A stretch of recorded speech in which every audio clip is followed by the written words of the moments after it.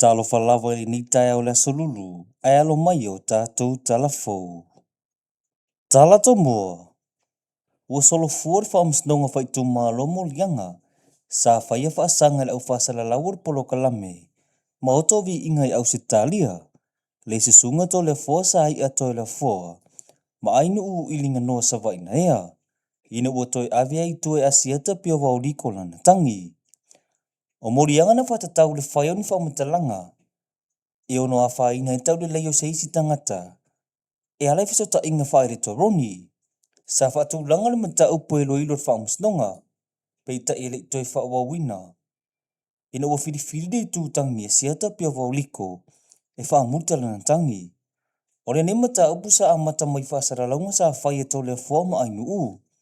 Ilungo la ua poro kalame. Le maoto vi inga. Ilungo penga ta whailangi. Mama fua yono whaure a siata pia wauliko na tangi. Ili whaumsnonga whai tu malo. Nisi o tala. Wata lier whaumsnonga mo lunga ter sanga mo te tala i tua James Atua. Ma Fred Olivia Papalii.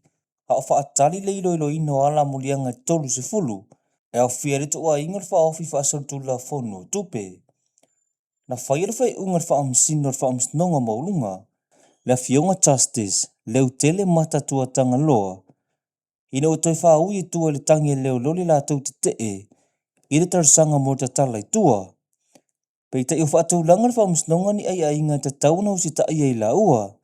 E le whaatanga ino la tu ua Samoa. E au nomar whaatanga ngar whaumsnonga.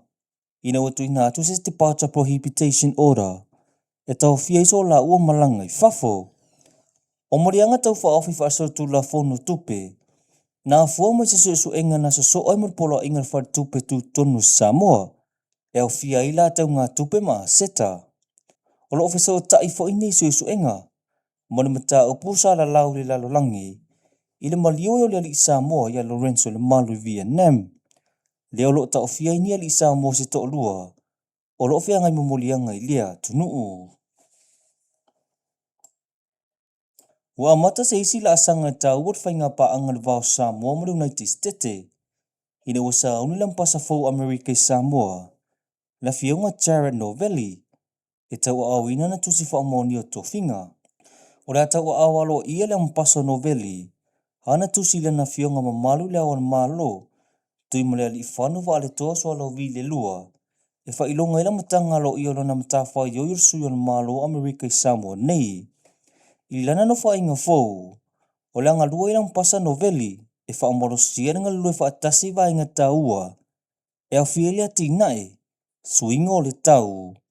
Sanga le mumu le atunuu. Ma o a onga ma wanoa tau tamau a inga. Ma le tala mulmuli. Wata lier whaamsnonga whai tu malor whao ngā ina whaamtalanga tustusia. Ale tustala wa maliu. Papa ali isia whikao. Ile so e ino mori mau. E langolango i muli angalo tua i Elise Mary Smith. Peita e ui na talia whaamtalanga tustusia pole statement. E muna o mira whaamsnonga nisi maua leo leo. E langolango a tili eili whaamtalanga tustusia. O le whai unga le whaamsnonga tau sanga leo leo. Safi na wai. E whao ngā ia inga tu la whono. E talia ini mau whaalongo. E maa fua ono papali isi a whikao. O se tasi o ala tau moni mau au tu ua maliu. Ma ole mawhai ono tu la i whaiasa na mau tu ufafonga. Ma wanoa ilo au ia leo o molia. E visiringia ile mori mo wha maoni o lan wha matalanga tustusia. Na tu ina atu leo leo a ole i maliu. O lo whea ngai li se Smith mo molianga sifun moliva. Ma fua mai se susu enga leo leo. Ini tu si satu ina atu le ewa molia. Ile awan malo. Male komisina o leo leo. Ile tausanga. Lua afe lua sifun molilima. Sata o ini afianga. O leisa avia maparimia. La fionga fia mena omi mata afa.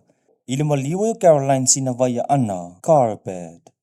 O tātou talafona o le nei tai au. Manuia le aso.